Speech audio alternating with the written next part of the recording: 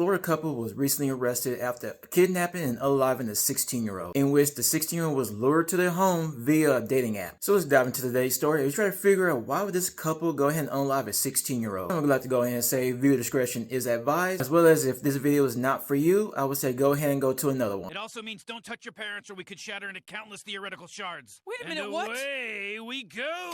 So our story takes place with 16-year-old Miranda Corsette, who lived with her grandmother, and let's just go ahead and call her grandmother, who took care of her, and not just took care of her, but also homeschooled her, in which she took full responsibility of Miranda after her parents had passed away. Even though she stayed with her grandmother who took care of her, Miranda also had a list of issues that she was dealing with. While living with her grandmother, Miranda would constantly run away, and she also had a history of mental health, as well as party favor issues. And on top of that, she was also the mother of an 11-month-old baby. Now, Miranda would go ahead and meet 35-year-old Stephen Gress on a dating site, in which the two would go ahead and spend Valentine's Day together on February 15th of 2025. Stephen would go ahead and do was, he would go ahead and pick up Miranda at her home, take her back to his place where they spent the whole entire day together before he dropped her off at her grandmother's house. The very next day, Miranda would go back to Stephen's house, even though Stephen did not live by himself, because Stephen stayed with his domestic partner, 37-year-old Michelle Brandes. Miranda would stay there for several days until everything went sideways, because it was alleged that Miranda had stole a ring that belonged to Michelle,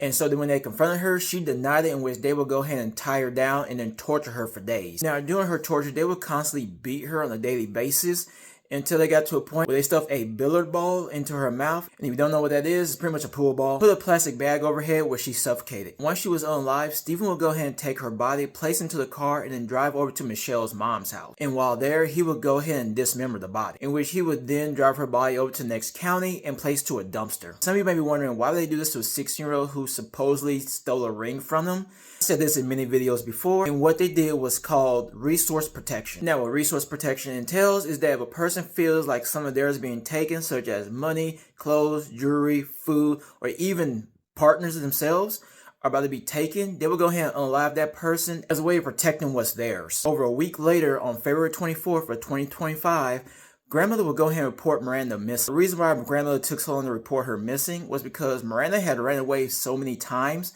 The police knew who she was, and so they would always wait for her to come back, because she would say that Miranda would come back at a reasonable time, which is why she never reported her all the time.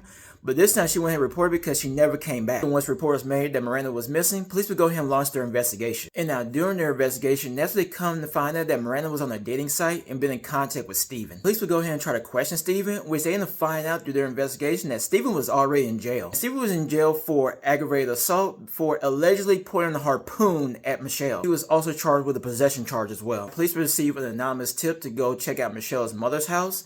And once they got there, they had found out that there were signs of a gruesome scene that took place there. Having all this information, Stephen would go ahead and tell the police everything they wanted to know.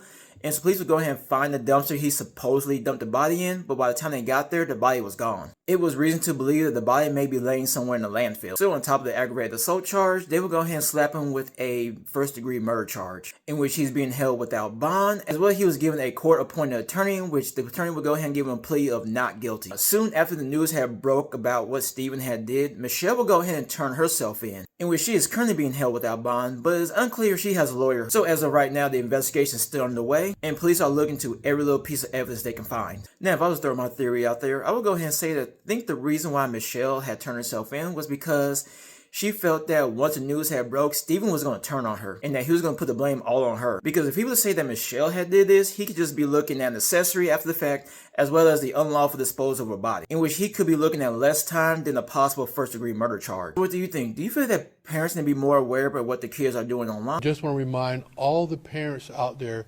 please, I'm begging you, please, make sure you know what your kids are doing on social media. And to the kids also, if someone is contacting you and are not a family member, please let your parents know.